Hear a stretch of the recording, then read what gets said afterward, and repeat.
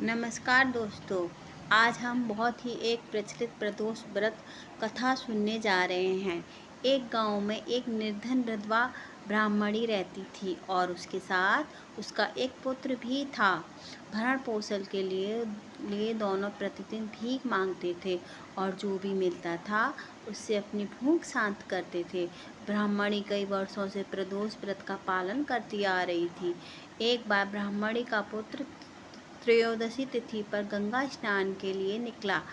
स्नान कर वह जब अपने घर की ओर आ रहा था तो रास्ते में उसका सामान लुटेरों से खो गया और लुटेरों ने उसका सारा सामान छीन लिया और वहां से फरार हो गए।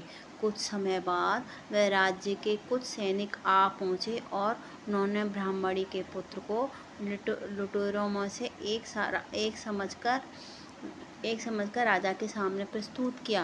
राजा ने उसको लुटेरा समझकर और उस ब्राह्मण युवक की दलील सुनने बिना ही उसे कारागार में डाल दिया।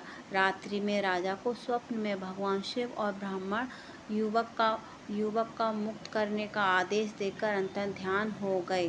राजा नींद से उठकर सीधे कारागार पहुंचा और युवक को मुक्त करने का आदेश दिया। राजा युवक को साथ लेकर महल लौटे, जहां राजा ने उस युवक का सम्मान किया और उसे दान में कुछ मांगने के लिए कहा। युवक ने दान के रूप में सिर्फ एक मुट्ठी धान मांगा। राजा उसकी मांग सुनकर बहुत हैरान हो गए।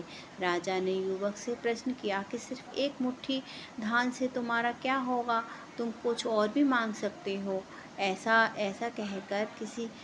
कहकर कई बार नहीं मिलता। युवक ने बहुत ही विनम्र पूर्वक राजा से कहा, हे राजा, इस समय ध्यान और मेरे लिए संसार का सबसे अनमोल धन है। इसे मैं अपनी माता को दूंगा, जिससे वह खीर बनाकर भगवान शिव को भोग लगाएंगी और फिर हम इसे ग्रहण कर अपनी भूख शांत करेंगे। राजा युवक की बातों को सुनकर बहुत ही प्रसन्न हुआ और उन्होंने मंत्री को आदेश दिया कि ब्राह्मण को दरबार में सम्मान के साथ लाया जाए।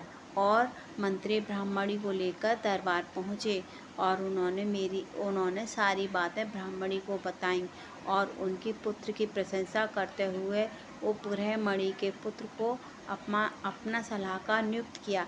इस प्रकार निर्धन ब्राह्मणी और उसके पुत्र का पूरा जीवन बदल गया। उसका पूरा सलाहकार किया और उसका ब्राह्मणी के पुत्र का सारा जीवन बदल गया। तो दोस्तों, यह प्रदोष व्रत कथा ऐसी ही और कहानियों के लिए हमारे चैनल को सब्सक्राइब करें, इस वीडियो को लाइक करें। धन्यवाद।